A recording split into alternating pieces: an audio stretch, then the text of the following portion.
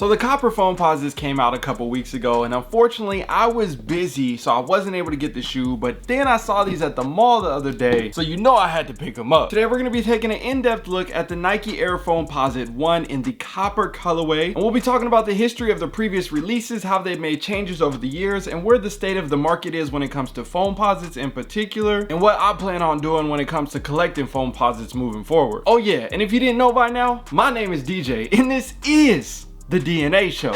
So before we get to breaking down this beautiful shoe right here, you know we gotta talk about the history first. The original Nike Air Foamposite One was released in 1997 for Penny Hardaway. He had a ton of iconic commercials, and I vividly remember the little Penny action figure growing up as a kid in the 90s. When it comes to the actual Foamposite material, this is something that we hadn't seen done before in its time, and still pretty unique to this day. They basically create a mold of the shoe and pour a polyurethane inside of that mold and let it cure to then create the Foamposite material. Legend has it the original Foamposite was actually created for Scottie Pippen, and during the creation process, testing different samples and seeing shoes popping up in bags, next thing you know, Penny Hardaway decided to take the shoe. And over the years, there have essentially been two iconic models when it comes to Foamposites, and that's the Foamposite One and the Foamposite Pro. And we also saw original Penny line as well, so the Penny 1, the Penny 2, the Penny 3, and so on and so forth. And over the years, we have seen over 100 different pairs of Foamposite Ones and Foamposite Pros hit the streets. I'm sure immediately when you guys think of Foamposites, you think of Paranormans, Dornbeckers, Oregon Ducks, Galaxies. But when it comes to the OGs, we gotta talk about the Pearl Foamposite Pro, or the original Royal Foamposite One. Now this copper colorway in particular was not an original colorway, but it did come out in 2010 and kind of got slated as one of those staple OG colorways. Similar to how we saw the cool gray Air Jordan 11s hit the scene, and they were considered as kind of like an OG, or the Space Jams for example, but technically they weren't. I think the copper and the eggplant Foamposites also fall in that same category. Now I personally had the coppers back in the day,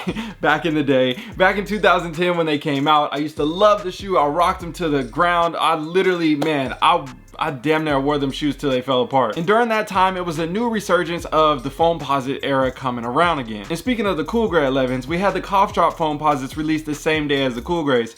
I vividly remember camping out for the cool grays and easily picking up the cough drops at the same time. I say this all to say there is a rich history when it comes to the Foamposite and the Foamposite Pro, as I've been saying, and there are still some pro colorways that I think need to still be retroed. For example, the dark mocha pair or the UNC and white pair. Don't even get me started, bruh. I could talk about this rabbit hole of Foamposites all day, so if you guys got any questions or want to hear any other stories or anything, please let me know down below in the comment section. For the meantime, let's go ahead and start breaking down this shoe. Looking at the outsole, you got your classic Foamposite One bottom right here, and this is going to be all in that translucent. It's not going to have a blue tint like we saw on the 2017 pair, and the copper is not as shiny as well, which we'll talk about in a second, but there were definitely some differences between that 2017 pair, which is the reason why I didn't go after those in particular, and I'm happy about these ones. But like I was saying, when it comes to the outsole, this is a lot more similar to the original version. I would say the original version was even more clear, but now in time, you know, you see the aging and yellowing and things like that, so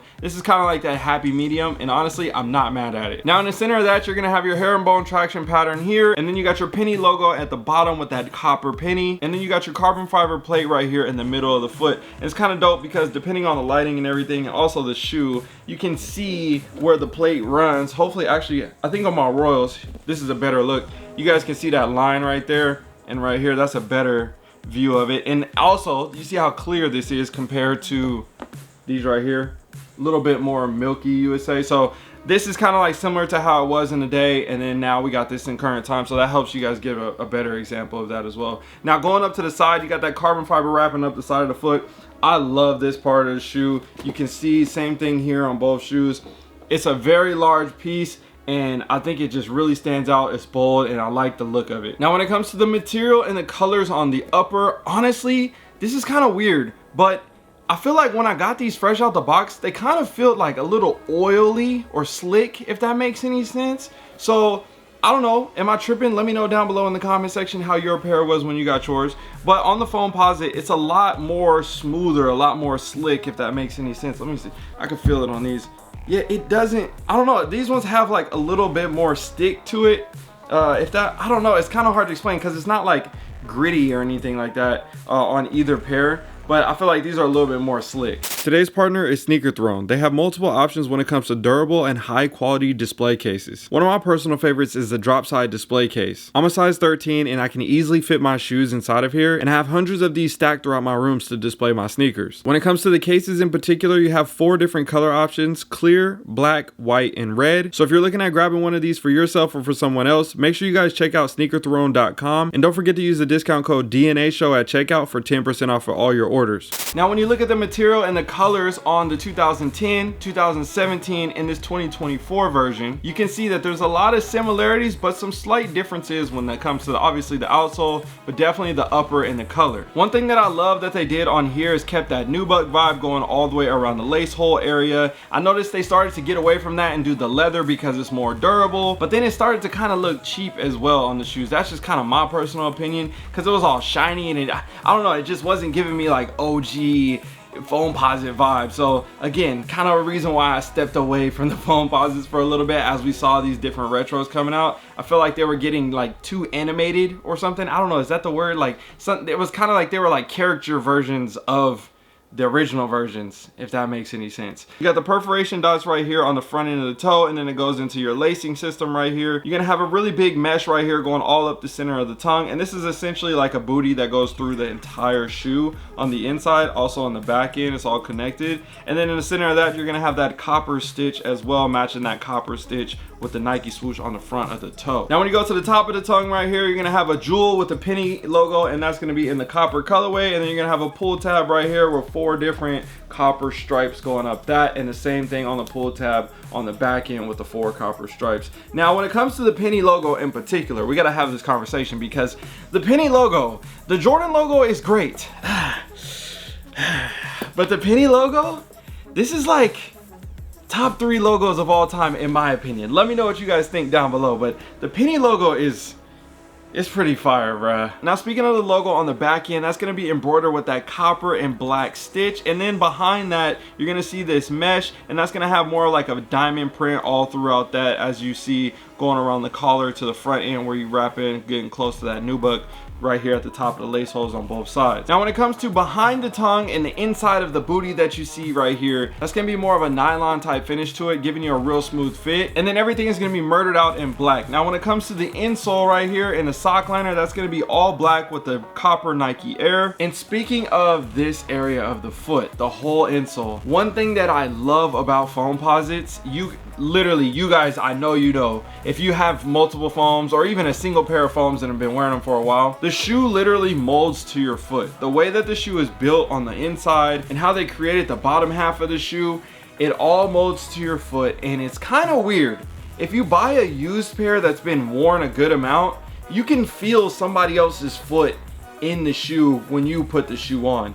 I don't know, it's kind of hard to explain. I've done it before and I was like, this is actually wild. Like when I put my foot in the shoe, I could feel the imprint of somebody else's foot in there. So when it comes to Foamposites in particular, keeping them for yourself and everything, it is just such a dope feeling as you wear these and break them in over time. And speaking of that, we know the Foamposite is heavy in the DMV. There's no way we could talk about the shoe without talking about the DMV. They got crazy weather out there. I lived in Boston, and I was getting Foamposites before I lived in Boston. But again, ratchet weather out there too. During that time, I was heavily wearing cough drops, you name it, a bunch of different colors at the time, but the black ones in particular. And I'm telling you, it was a great all-purpose shoe.